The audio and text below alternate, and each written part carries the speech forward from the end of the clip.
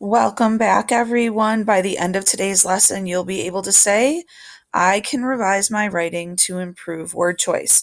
And I'll make sure that you have a copy of today's slides so that you can see all of the text that's on them as we move through today's lesson. If you remember, we began our research and information writing experience by defining the questions that all of our research and our writing will eventually answer, not only for us, but for our readers.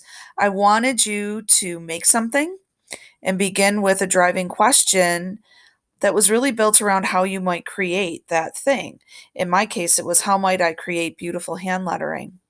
And our research helped us find answers to questions like what is it? And why does it matter? And who does this? And when? And where? These are also the components of your paper. This is the writing that you'll be doing and the information that you'll be sharing with your audiences.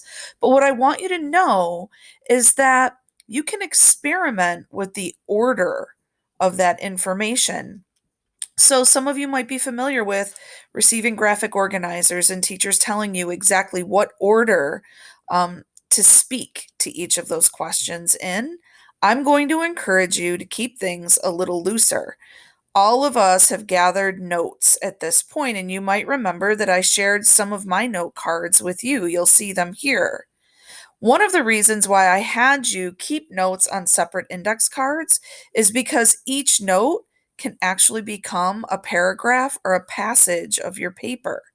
And you may not know what order you want to put them in just yet.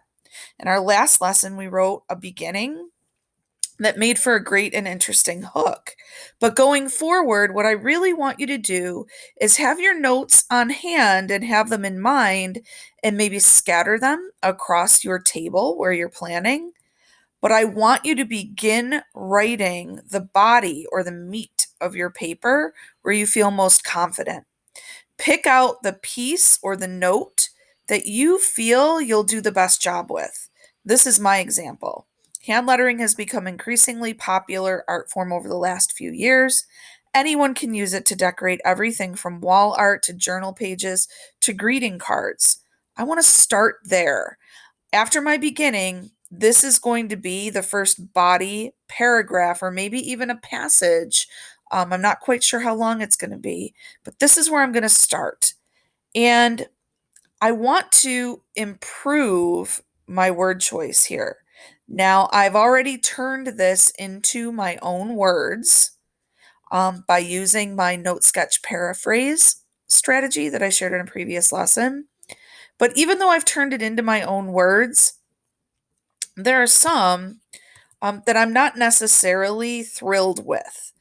Hand lettering has become an increasingly popular art form over the last few years. Anyone can use it to decorate everything from wall art to journal pages to greeting cards. Now, I've put a box around the words increasingly popular because that just seems so stuffy and kind of dull and boring.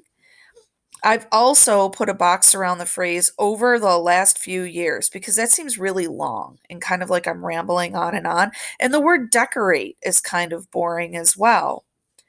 I'm going to do two things to improve my word choice, and that's going to actually make this little bit of my writing better. I'm going to replace some words that are kind of dull with synonyms that are different, and I'm going to tighten my words as well. Here's one way to do that. If I'm looking for a synonym, in addition to, and some of you might know, you can right click and sometimes get suggestions. I also love to use a Google search engine just like this. I might put the word decorate here with a colon and then search for synonyms. And right away, I'm finding some. Synonyms are words that mean the same thing as the original word decorate, but perhaps they're different and they give me other options to consider. I might consider using the word adorn or enrich, and I might play with this a little bit before I settle on a word that really um, appeals to me. And in this case, that word is embellish. And I'm going to bold that out so that all of you can see it. I think I'm going to keep that word. But wait, I'm noticing something. And that's why I want you to keep this window open. It's really easy when we're using words that we are not used to using to spell them wrong. So keep your windows open even as you find new words to use, and make sure you check the spelling. Go back and look at it to make sure it's correct. I also didn't like increasingly popular. Remember, it sounded kind of stuffy. So I may not use the word increasingly, but I'm going to go back to my search engine and I'm going to look for synonyms for the word popular. Well liked seems kind of boring, and so does sought after. That seems almost as stuffy as increasingly popular.